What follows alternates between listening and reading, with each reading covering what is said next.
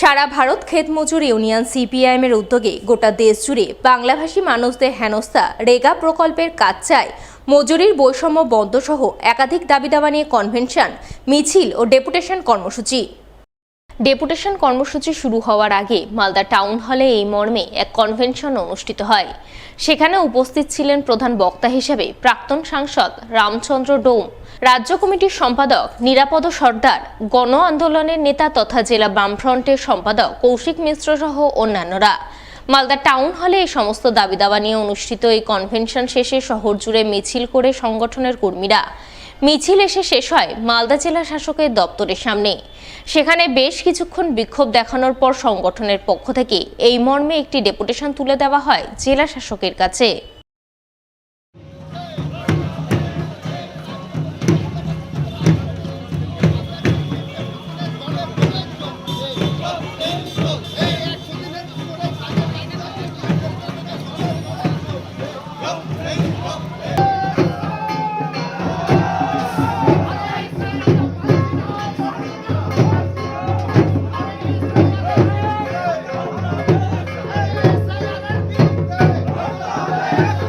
দুঃখের বিষয় 100 দিনের কাজ আর বামপন্থী কংগ্রেস মিলে চালু করেছিলাম, আর তৃণমূল বিজেপি বাইনারি দিয়ে আর তৃণমূলের দুর্নীতি এবং পঞ্চায়েত বিজেপির দুর্নীতিতে আজকে বিজেপি বলছে 100 দিনের কাজ বন্ধ। আমরা ক্ষেত মজুর ইউনিয়ন হাইকোর্টে মামলা করেছিলাম, সে মামলার রায় বেরোয়েছে পশ্চিমবাংলার 100 দিনের কাজ চালু করতে হবে 1 আগস্ট পর্যন্ত, যেটা অতিক্রম হয়েছে। এবং মালদা সহ আরও 3টা জেলা, এখানে এত তৃণমূল চুরি করেছে, বিজেপি চুরি করেছে যে হাইকোর্টও বলছে এখানে পুরোভাবে চুরি হয়েছে বলে কাজ হবে না। মালদা জেলায় 1800-র উপরে 100 দিনের কাজের শ্রমিক, যারা জব কার্ড শ্রমিক, যাদের জব কার্ড আছে, তারা আজকে মালদা জেলায় বঞ্চিত।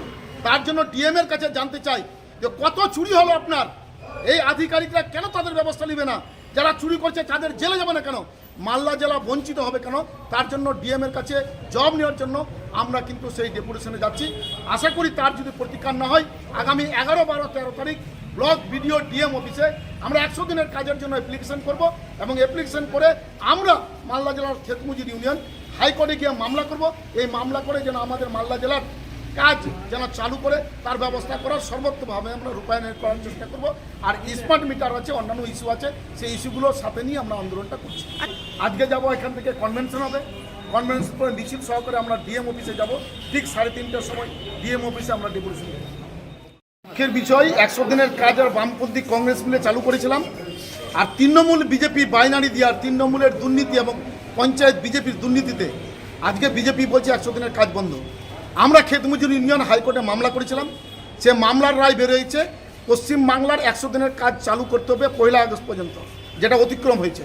এবং মালদা সহ আরও 3টা জেলা, এখানে এত তৃণমূল চুরি করেছে, বিজেপি চুরি করেছে যে হাইকোর্টও বলছে এখানে পুরোভাবে চুরি হয়েছে বলে কাজ হবে না। মালদা জেলায় 1800-র উপরে 100 দিনের কাজের শ্রমিক, যারা জব কার্ড শ্রমিক, যাদের জব কার্ড আছে, তারা আজকে মালদা জেলায় বঞ্চিত। তার জন্য ডিএমের কাছে জানতে চাই যে কত চুরি হলো আপনার, এই আধিকারিকরা কেন তাদের ব্যবস্থা নেবে না? যারা চুরি করছে তাদের জেলে যাবে না কেন? মালদা জেলা বঞ্চিত হবে কেন? তার জন্য ডিএমের কাছে জব নেওয়ার জন্য আমরা কিন্তু সেই ডেপুটেশনে যাচ্ছি। আশা করি তার যদি প্রতিকার না হয়, আগামী 11, 12, 13 তারিখ ব্লক বিডিও ডিএম অফিসে আমরা 100 দিনের কাজের জন্য অ্যাপ্লিকেশন করব এবং অ্যাপ্লিকেশন করে আমরা মালদা জেলার ক্ষেত মজুর ইউনিয়ন হাইকোর্টে গিয়ে মামলা করব।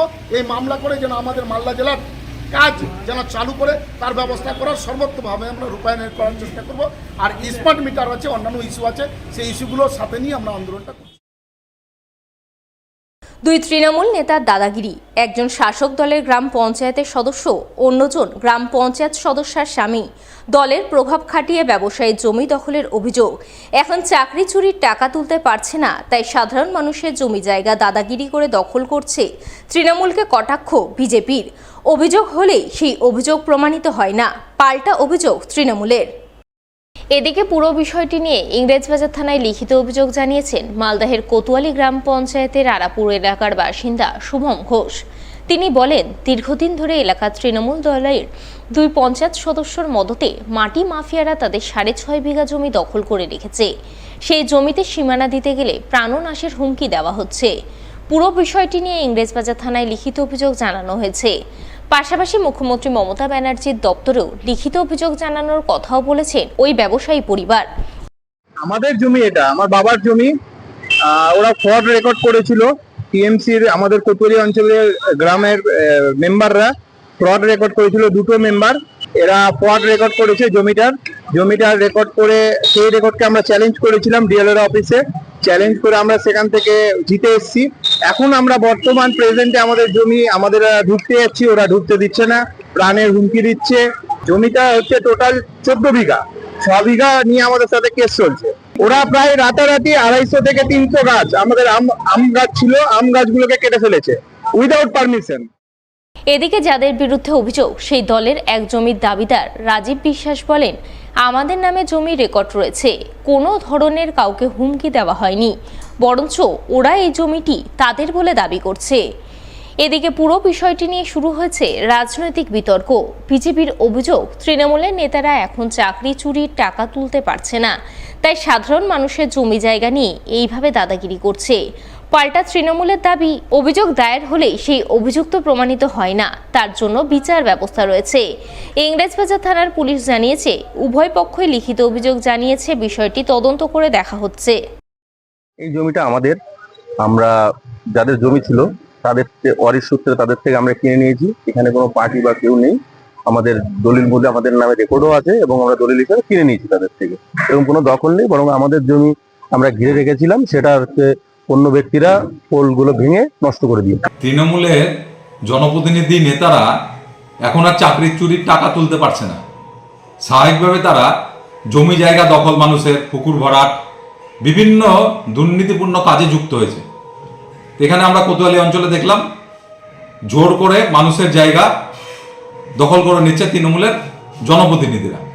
এর থেকে দুর্ভাগ্যের আর কি হতে পারে? এবং এখানে প্রশাসন চুপ করে আছে, প্রশাসনের কোনো ভূমিকা নেই, কারণ যেহেতু তারা তৃণমূলের নেতা। অভিযোগ যে কেউ করতে পারে, অভিযোগ করলেই যে সে দোষী এটা কোনো সময় প্রমাণিত হয় না। প্রথম কথা, আমরা দলীয় স্তরে আপনাদের কাছ থেকে যে খবরটা পেলাম, দলীয় স্তরে তদন্ত করব। যদি কোনো পঞ্চায়েত সদস্য বা অন্য কেউ জড়িত থাকে, নিশ্চয়ই দল করার ব্যবস্থা নেবে এবং প্রশাসনও করার ব্যবস্থা নেবে।